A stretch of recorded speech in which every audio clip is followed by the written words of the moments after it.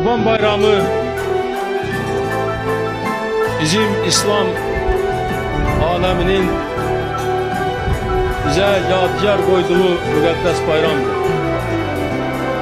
Bu bayramı dünyada bütün Müslümanlar qeyd edirlər. Biz indi milli ənənələrimizi, milli adətlərimizi, dinimizi, milli mədəniyyətimizi keçmiş, hamısını bərpa etmişik. Azərbaycan xalqı milli azadlığa nail olubdur. Öz taleyinin sahibidir. Ona göre de ulu babalardan kalmış